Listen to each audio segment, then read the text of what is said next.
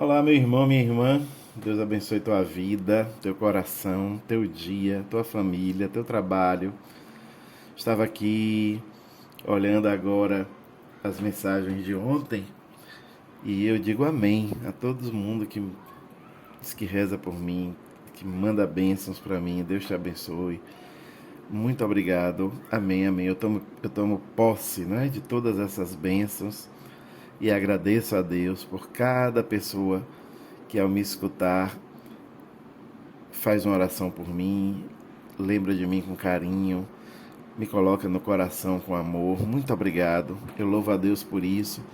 E é exatamente esta sintonia de coração que o amor de Deus gera entre nós, não é? Podia ser uma técnica muito aprimorada, com muitos recursos. Eu poderia ser muito, enfim, elaborado nas minhas falas, mas é só carinho, só amor, só vontade de falar de Deus. E é isso que eu também recebo de vocês, né? Só carinho, só amor, só vontade de que Deus habite o nosso coração, tome conta da gente e tome conta no sentido muito amplo. Tanto tome conta no sentido de cuidar, né? Mas como também tome conta, tome posse, né? Tome posse das nossas realidades mais profundas, mais sinceras, mais necessárias, também onde existe dor, onde existe lágrima, onde existe carência. Que Deus tome conta da gente e tome conta de tudo que é em nós. Os lugares muito claros, aqueles cantinhos escuros, que nada se sinta isento do amor, da ternura, da misericórdia de Deus em nós. E por falar nisso, peçamos o Espírito Santo, porque é justamente o Espírito Santo de Deus que toma conta da gente, é o Espírito Santo de Deus que faz acontecer essa vida nova na vida da gente.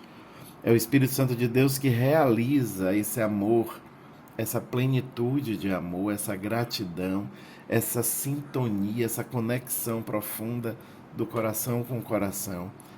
Então, vinde, Espírito Santo, dai-nos esta graça, dai-nos a graça de uma vida em plenitude, dai-nos a graça de um sentimento de amor, de amar e ser amado pelo amor que é o próprio Deus amando em nós. Vinde, Espírito Santo, e completa o que falta, refrigera o que precisa ser refrigerado, enternecido, amolece o que precisa ser amolecido, para que nós possamos acolher a tua palavra, transformá-la em vida, transformá-la em oração, transformá-la em contemplação do mistério. Iniciemos em nome do Pai, do Filho e do Espírito Santo. Amém. O Senhor esteja convosco, Ele está no meio de nós. Proclamação do Evangelho de Jesus Cristo segundo João. Glória a vós, Senhor. O capítulo é o 8, os versículos de 51 a 59.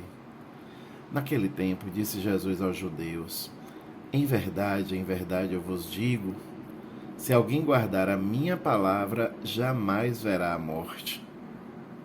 Disseram então os judeus: agora sabemos que tens um demônio.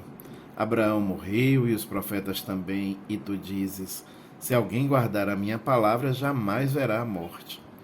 Acaso és maior do que nosso pai Abraão, que morreu, como também os profetas? Quem pretendes tu ser? Jesus respondeu: se me glorifico a mim mesmo, minha glória não vale nada. Quem me glorifica é o meu Pai, aquele que vós dizeis ser o vosso Deus. No entanto, não o conheceis, mas eu o conheço. E se dissesse que não o conheço, seria um mentiroso como vós. Mas eu o conheço e guardo a sua palavra. Vosso pai Abraão exultou por ver o meu dia. Ele o viu e alegrou-se. Os judeus disseram-lhe então: nem sequer 50 anos tens e viste Abraão? Jesus respondeu: em verdade vos digo, antes que Abraão existisse, eu sou. Então eles pegaram em pedras para apedrejar Jesus, mas ele escondeu-se e saiu do templo. Palavra da salvação. Glória a vós, Senhor. Meu irmão, minha irmã, aí está. A tensão é enorme. Jesus cada vez se revela com mais clareza na sua identidade divina, na sua filiação divina, e o povo, os judeus, não suportam. De fato, ele é considerado um blasfemador, por isso merece ser apedrejado. E hoje ele disse uma frase que é a própria identidade de Deus. Se a gente for pensar bem, existe quase que um erro aqui de concordância no versículo 58, porque ele diz: em verdade vos digo, antes que Abraão existisse. Se fosse falar direitinho, ele teria que dizer eu era, mas ele não diz eu era, ele diz eu sou. Esse eu sou é aquele mesmo eu sou que Deus deu como resposta a Moisés, lá na sarça ardente. Quando Moisés diz: e se eu for? E quando eu for falar para o faraó, eu vou dizer que o Senhor é quem? Quem está me mandando falar? E Deus diz: diga ao faraó que eu sou Yahvé. Então esse eu sou de Jesus é escandalosamente blasfemo para os judeus. E eles não resistem, pegam pedras. É muita identidade divina, é muita filiação divina. Os judeus não suportam isso e o processo de fato está se aproximando do fim. Domingo vamos celebrar Ramos, a entrada de Jesus em Jerusalém, e ali toda a tensão se acirra a ponto de ser desencadeada naquele julgamento sumário, naquela condenação injusta que acabou na morte redentora de Jesus. Meu irmão, minha irmã, mais uma vez é preciso dizer, quando a gente se identifica com Jesus e como um outro Cristo, porque batizados no mundo, é inevitável que alguma perseguição ocorra. Podemos ser pessoas muito religiosas, mas ser religioso é pouco. Ser religioso é pouco. O batismo imprime em nós um caráter. O batismo nos configura. Imprime em nós o caráter de cristãos e nos configura a Cristo. Então podemos dizer sem medo de errar, que pelo batismo somos um outro Cristo. E se somos um outro Cristo no mundo, pela graça do batismo, nossas ações, nossas palavras, nossas atitudes, nossos pensamentos, sentimentos, nossas escolhas precisam se identificar com as ações, com as palavras, com as escolhas, com os pensamentos, com os sentimentos de Jesus. E quando isso acontece, a perseguição é inevitável. Porque na maioria das vezes, quando assumimos a nossa identidade cristã, nós remamos contra a maré do mundo. E quando todo mundo está dizendo riqueza, nós estamos falando simplicidade. Quando todos estão dizendo vencer em primeiro lugar, nós estamos falando serviço. Quando o mundo fala poder, nós estamos falando misericórdia. Quando o mundo fala ter, nós estamos dizendo ser. Quando o mundo fala desmatamento desenfreado, nós estamos falando cuidado com a casa comum.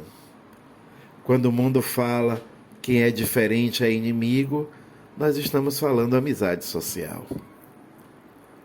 Quando o mundo fala ódio, nós estamos falando amor.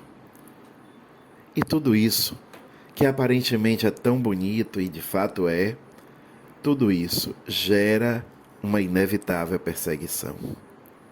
Porque saímos da lógica do mundo e entramos na lógica de Cristo. Com as causas de Cristo, com as prioridades de Cristo, com o jeito de ser de Cristo. E aí a gente vai buscar no Evangelho quais foram as prioridades de Cristo. Com quem Cristo se identificou mais profundamente, de quem ele esteve mais perto. Quais foram as prioridades dele? Quais foram as causas que ele abraçou? De quem foi que ele estava próximo? Ah, meu irmão, minha irmã, assumir a identidade cristã, assumir esta configuração a Cristo pela graça do batismo é muito exigente, porque nos coloca na rota de Cristo. E a rota de Cristo deu a ele perseguição e cruz. Não será diferente conosco. Mas a palavra definitiva nós sabemos é a vida.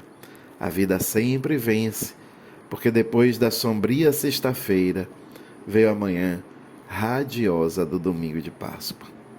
Então peçamos a Deus a fidelidade à nossa identidade. Nós somos, se somos batizados, nós já somos figuras de Cristo no mundo, configurados a Ele. O que é que a gente precisa? De fidelidade à nossa identidade, mesmo que isso traga perseguição, ou mesmo quando isso trouxer a inevitável perseguição, como trouxe a tantos e tantos cristãos nesses 2000 anos de cristianismo. Que Deus nos ajude com a graça da fidelidade. Que assim seja. Amém. E que Ele mesmo te abençoe em nome do Pai, do Filho e do Espírito Santo. Amém.